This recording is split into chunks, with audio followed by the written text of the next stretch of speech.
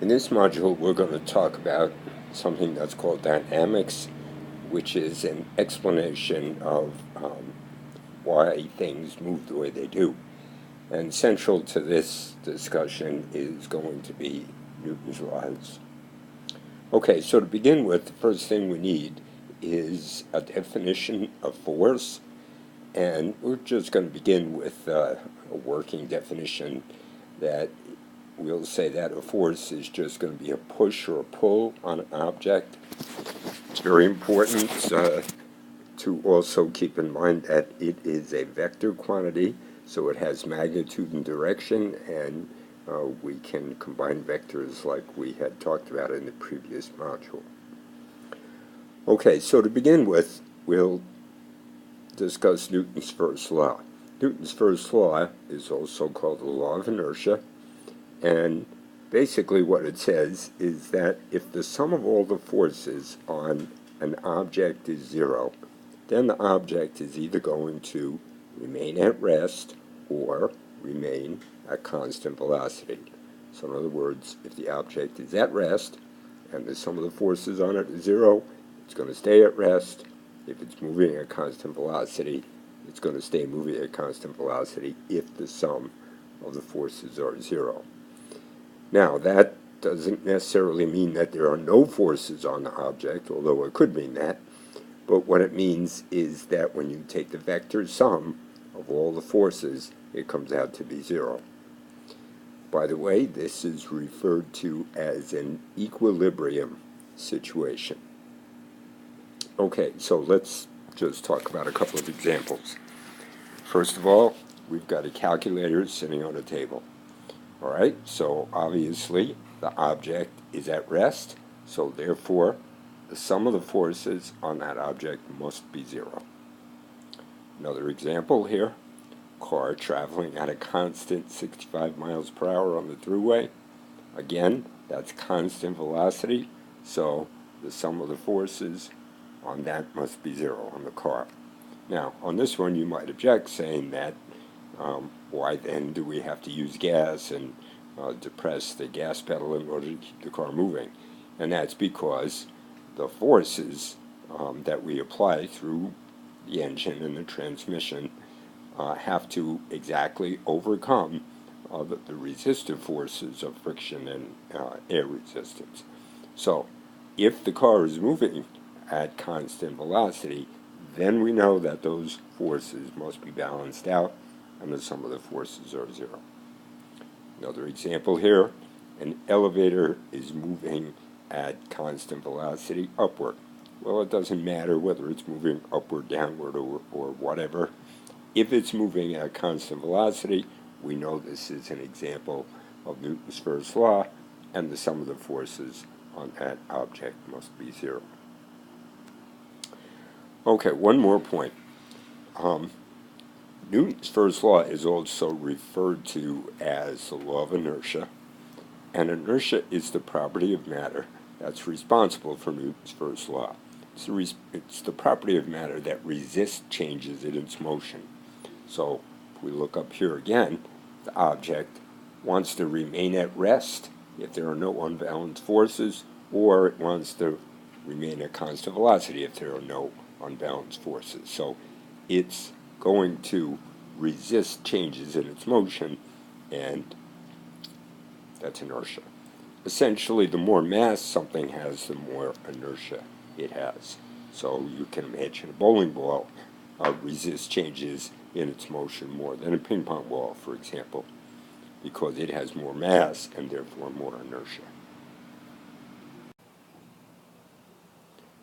Newton's second law talks about what happens if there is an unbalanced force on an object. In other words, if the sum of the forces is not zero. Well, very simply then, the object will accelerate in the direction of the force. Now, the acceleration is proportional to the force. In other words, the bigger the force, the bigger the acceleration. And it's inversely proportional to the mass of the object. So we have a little diagram down here. It shows mass here, a bigger mass over here. We're applying the same force. Here the acceleration is a. But here, the acceleration is a over 2. So the bigger the mass, the smaller the acceleration, assuming that the force is the same. So putting this all together, we come up with a very famous equation from Newton's second law: force equals mass times acceleration. When the units of the mass are kilograms and the units of acceleration are meters per second squared, then the units of force are newtons. So a newton is defined as a kilogram meter per second squared. In other words, it's the units of mass multiplied by the units of acceleration. Now, weight is a special case of this formula, F equals ma. We know that free-falling objects accelerate while they fall. Well, therefore, there must be a force on them. And the force is force due to gravity, or gravitational force, commonly referred to as weight. So weight is equal to mass times g, because g is the acceleration that's on the object while it's free falling. Okay, now, very important to understand that mass and weight are not the same thing. Mass is a property of matter that's the same every place in the universe, but weight is not. So, for example, if you have a 1 kilogram mass and you take it to the moon or to the Jupiter or Earth, it'll still be 1 kilogram. But on the surface of the Earth, its weight would be 9.8 newtons. 1 kilogram times 9.8 meters per second squared. 9.8 newtons. You bring it to the moon, it's less than that because g is less than that. You bring it to Jupiter, the weight is going to be more than that because g is bigger on Jupiter. Okay, let's try a couple of problems dealing with Newton's second law. The first one, we want to compute the force on a 2 kilogram mass that starts from rest and accelerates to a velocity of 8 meters per second in 4 seconds. Okay, so the first thing we need to do is to calculate the acceleration. You might remember that the acceleration is equal to the change in velocity divided by time, so that the mass starts from rest and it goes to 8 meters per second, so the change in velocity, 8 meters per second, does that in 4 seconds, so the acceleration is 2 meters per second squared. Now we can apply F equals ma, so we have 2 kilograms times 2 meters per second squared, 4, and those units are going to be newtons. Okay, the next one, we want to compute the force on a 1 kilogram object traveling at 5 meters per second and decelerates to rest in 12 meters. We're going to have to go back to one of those formulas, one of those kinematics formulas that we had in the last module to solve this, and we'll use this formula and solve it for the acceleration. So we get this expression right here. Now, look at the problem, you can see that the final velocity here was 0 because it decelerates to rest. The initial velocity was 5, and divided by 2 times x, the displacement, which is 12 meters. Well, if you plug in those values, you'll come out with an acceleration of negative 1.04 meters per second squared. This is negative because the object is decelerating. So now, F equals ma, we take that acceleration, we multiply it by the 1 kilogram, and we get negative 1.04 newtons. This force is negative because the direction of the force is going to be opposing the velocity of the car. So in order for the car to slow down, the car might be traveling, for example, to the right, and the force on it would have to be, therefore, to the left to cause the object to decelerate to rest. Okay, here's an easy one. Compute the weight of a 5 kilogram mass. Well, we said in the last slide that weight is equal to mg, so all we need to do is take the 5 kilograms and multiply by 9.8 the acceleration due to gravity, and that comes out to be 49 newtons. All right, Newton's third law. Very simple. For every force, there is an equal and opposite force. Lots of examples of this. Walking, for example.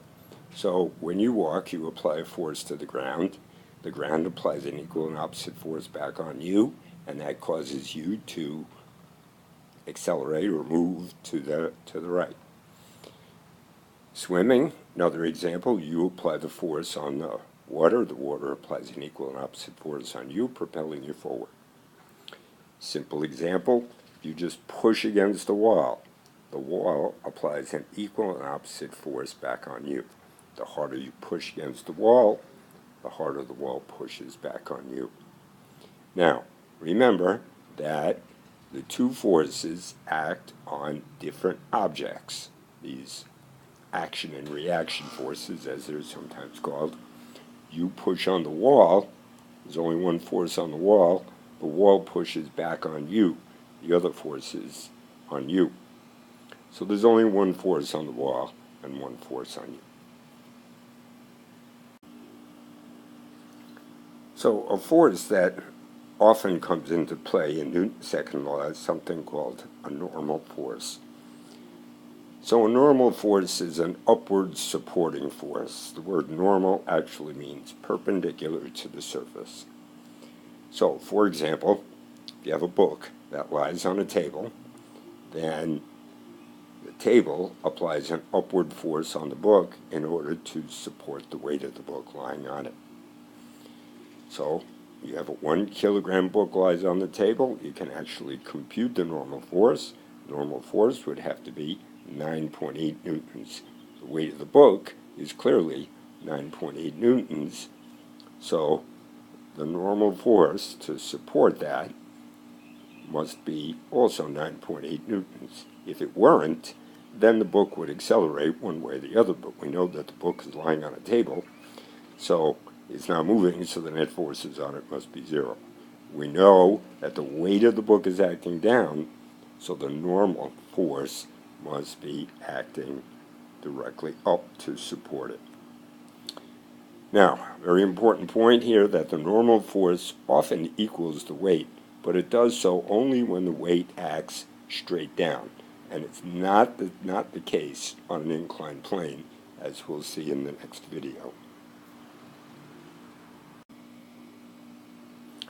So this is just a little diagram here that tries to make clear what we were talking about on the last slide. So here we have an object that's got a mass of 1 kilogram. So we compute the weight of the object, which is acting straight down, and of course the weight there is 9.8 newtons. Well, the normal force, therefore, must be upward at 9.8 newtons. We take a look at this diagram over here. Here we have a 2 kilogram mass, and so the weight of this mass is going to be 19.6 newtons, 2 kilograms times 9.8, and the normal force acting upward must therefore be 19.6 newtons. Now just one other thing. Remember that the normal force is not the reaction force that the book, that gravity applies a force on the book applies an equal and opposite force on the earth. That's the reaction force, because the earth applies the force on the book applies force on the earth. So this is not a reaction force. This is a supporting force that the table applies in order to support the book.